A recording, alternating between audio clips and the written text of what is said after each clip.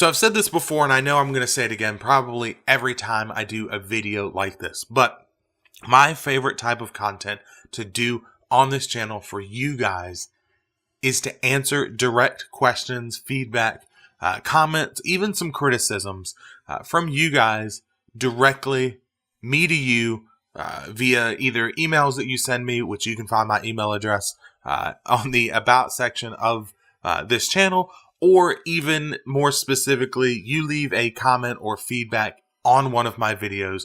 You ask a question, we spark a dialogue, we start talking back and forth, and then I talk about it here. Now, with all that being said, obviously you guys can see where I'm going with this. I was left a comment on the video that I did a couple of days ago by a person, I don't know, guy or girl, by the name of Angel Sola. Hopefully I'm pronouncing that correctly.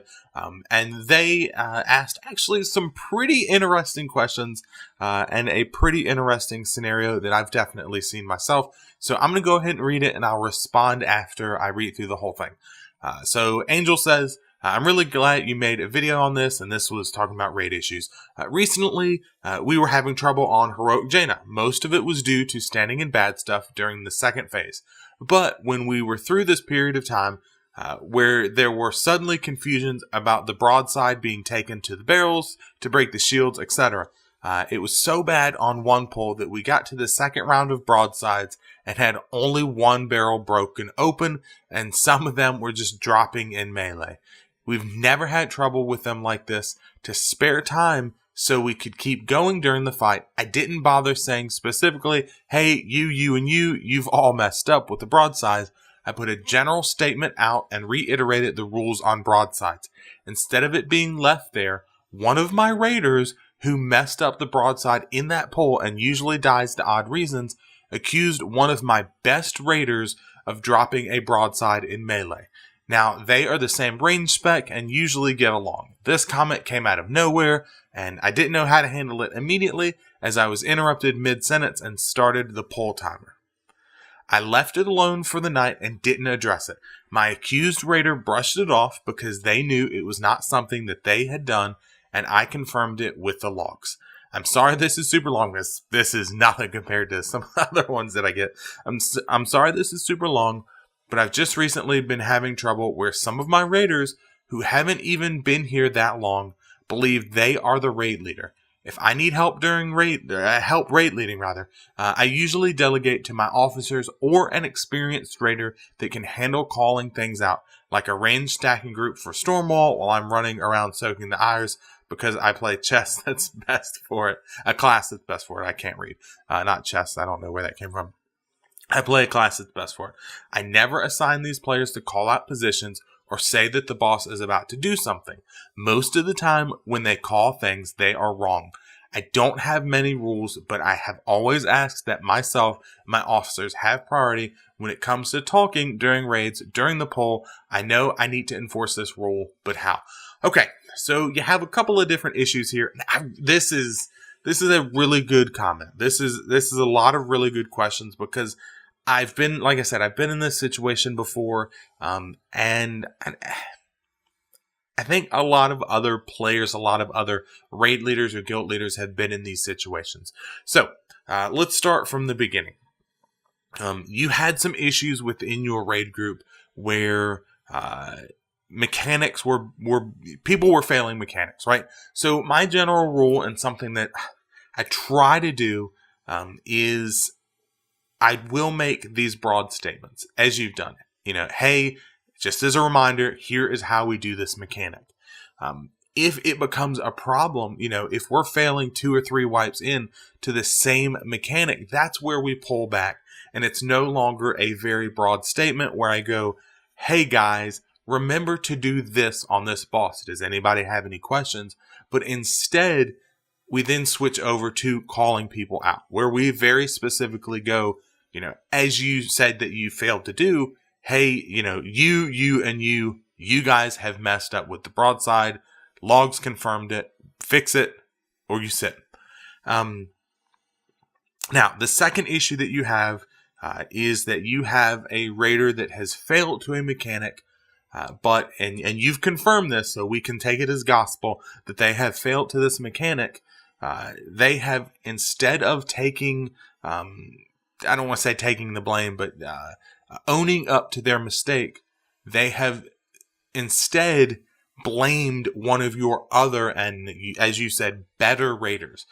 This needs to be addressed. I get, when you're in a raid group with at least 9 other people and you fail to a mechanic, it's embarrassing. It's very embarrassing. But as the raid leader, your job is to fix this issue. As a raider, it is that player's job to fix that issue. And both of you need to work together to fix it.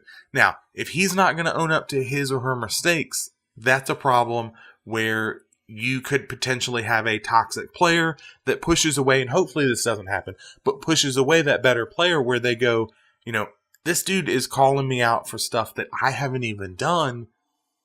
I don't want to raid with this person because I'm not going to put up with being made to seem like I'm screwing up on things, even if I'm innocent, right? It doesn't matter. We live in a society, we have this culture where, this presumption of guilt, right? And we know it's, innocent until proven guilty and all this stuff, but how many of your raiders are going through the logs? Are you showing that, bad raiders stood in that crap instead of the good raider?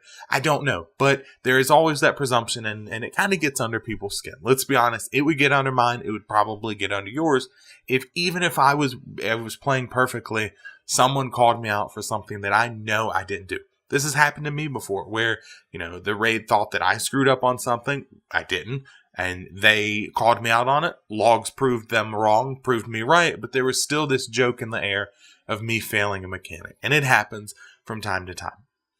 So, if it becomes an issue, basically, you gotta call them out, right? If they're not going to fix it, that's when we look at sitting them. That's when we look at pulling them aside and talking to them, stuff like that. Okay. Now, I will give kudos to this better raider that kind of brushed it off. And that's really cool. I would probably, if I were in this situation with 2 of my raiders, I would inform that raider, hey, look, I went through the logs. I know that you didn't fail this mechanic. We're going to deal with it. Don't worry about it. Hopefully it didn't bother you too much.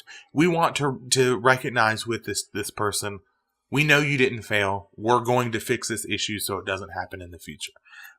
That would be my advice to that one. So the second one here is that you have some raiders that are opening their mouths and they are talking and calling things out and calling out mechanics when either they shouldn't be or they're calling out the wrong ones. There's a couple of different fixes for this. Assuming you are using Discord, and I assume that everybody is, and if you're not, you really should be. But assuming you are using Discord for your raid nights, there is a priority speaker option. It's very easy to set up. You just simply give a group, in my case, my officers, the priority speaker option enabled for them. So if you're talking and I start talking, or my one singular officer in the guild starts talking, they will override you. The second thing that you can do, and probably a much more direct, and probably the thing that needs to happen at this point, both things that need to happen, but I would start with this one and then go on to the priority raider one just to fix it in the future, is these guys need to be pulled aside. I would pull them aside. You said that you have at least one other officer, but I'm going to assume you have a couple. Pull them aside with your officers after a raid night, before the next raid, and simply tell them, look, here's the deal. I know you guys are trying to help. I really appreciate that, because that is a good quality to have in a raider, but you guys, 1, aren't in a position where you should be calling mechanics out, and 2, you're calling out the wrong mechanics. You're getting people confused. It needs to stop. If this isn't something that you can accept, that's cool. You need to find a home somewhere else. You need to let these guys know that they're overstepping their bounds, that they are not needed to do this. They're not wanted to do this. They need to focus on something more important. You said these guys are new. They need to focus on impressing you, impressing the raid, not necessarily calling things out. And you need to back that up. If they continue to do it, and you find that it's the wrong call outs, or they are the people that are not designated to call these things out, you gotta hit them with that hammer. You have to sit them, you have to drop them, and it sucks. I get it. It sucks. It sucks because recruitment is really hard and people suck. And it's just, at least from my perspective, and maybe this is a little jaded, but it's really difficult to find quality people these days. Now, if they take a step back and they realize, holy crap, I shouldn't be calling this out. They got it. The officers, guild leader, raid leader, they got it. They're calling things out. Then pull them aside or maybe send them a message. Hey, I noticed that you took my advice or you did what I asked. I really appreciate that.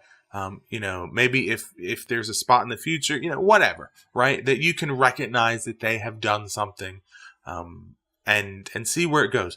There are some people in this world. I have one of these guys, both in my guild, in my raid, and I have a completely separate gentleman, that is one of my, technicians at work, that works on my team, that are just so badly want to be in charge, so badly want to be the guy making the decisions, but they're not there yet. They're not there yet for a long while.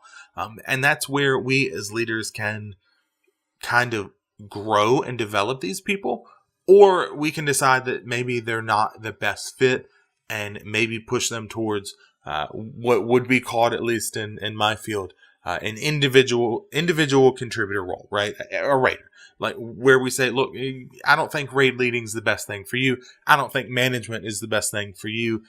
Maybe you should go into this. Maybe you should really focus on being the highest DPS or the best healer that you can, the best technician, the best programmer, the best, whatever. But yeah, you need to set expectations. You got to set them down. And if they're not going to follow through, if they're not going to do what you, the guild leader, the raid leader says, boot their ass. So with all that being said, if you, Angel, or anyone else have any questions, please do not hesitate to message me, comment down below on any of my videos, and I will get to them eventually. And hopefully you like what I said. If you did, you guys know what to do. If you didn't, let me know in the comment section down below. And until next time, guys, I'll see ya.